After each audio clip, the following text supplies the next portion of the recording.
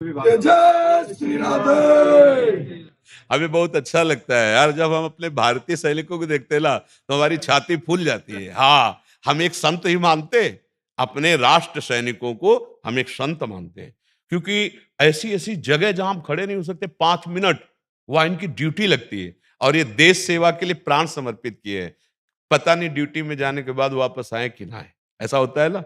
हाँ, इसलिए हम सब भारतवासियों के गर्व का विषय है हमारे वो जन जो हमारे राष्ट्र सेवा में लगे हुए हैं। जैसे संत जन है ना, अपने जीवन को तपा कर सबका मंगल चाहते हैं, ये अपने जीवन को मिटा करके, देखो बातें बनाना अलग है, परिवार से वर्षों दूर रहते हैं, परिवार के जन तड़पते हैं, मिलना मुश्किल, लेकिन देश सेवा के लिए खड़े। हाँ, हम भारतवासियों का गर्व है, जो आर्मी है, ये हम भारतवासियों का गर्व है कि हमारे राष्ट्र सेवा में जागते हैं और हम चैन से सोते हैं।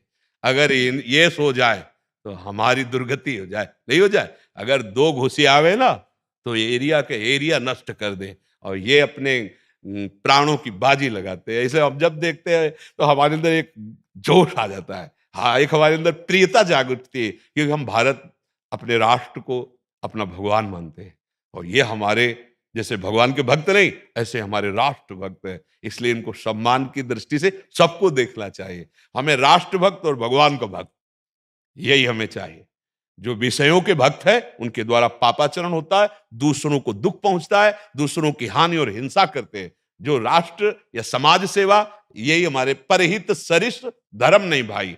जो दूसरों की रक्षा का भार ले लेता है, दूसरों को सुख पहुंचाने का भार ले लेता है, भगवान बिना कोई अन्य साधन के उसको भगवत प्राप्ति हो जाती है। हमें बहुत अच्छा लगता है, आप अपने धर्म से चलिए और आपसे माला गोली वाली ये जो चल रही तो ठीक ही है, पर उस पे चूक नहीं होनी चाहिए। आप उससे चलोगे ना तो हमारा तिरंगा फहराएगा, हमारा राष्ट्र सुखी रहेगा। आप लोग का सच्चा भजन, अपनी मर्यादा में, कभी किसी के प्रलोभन में ना आना और किसी के भय में ना आना, ये हमारे राष्ट्र सैनिक। और जो अगर प्रलोभन में आ गया फिर तो चूक हो जाएगी, नहीं, फिर चूक हो जाएगी।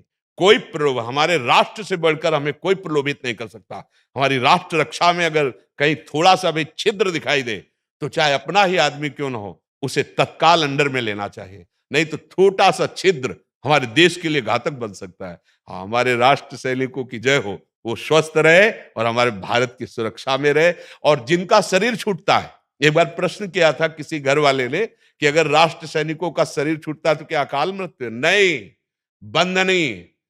ऐसे जैसे पुण्यात्मा जाता है तो स्वर्ग में जाकर पुण्य क्षीण होने के बाद मृत्यु लोक को प्राप्त होता है, लेकिन जो वीर गति को प्राप्त होता है वो नहीं। वो ऐसा नहीं पुण्य है कि पुण्य क्षीणे मृत्यु लोके वसंती, वो जब तक स्वर्ग रहेगा तब तक उसमें रहेंगे, इसके बाद ऊपर की उन्नति को नीचे नहीं आएंगे। ये वीर गति कही जाती है, ये हमारे देश के प्रति बलिदान कहा जाता है। ये बहुत बड़ी यज्ञ है, रण यज्ञ। ये छोटी मोटी यज्ञ नहीं जिसमें अपने प्राणों की आहुति करते हैं।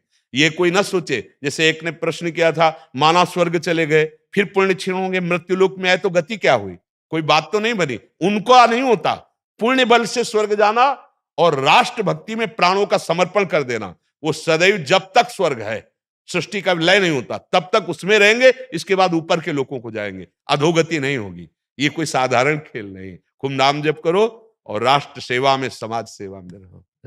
आपका स्वागत है। जय श्री राधे। भारत माता की जय। हाँ, बिल्कुल, धन्यवाद।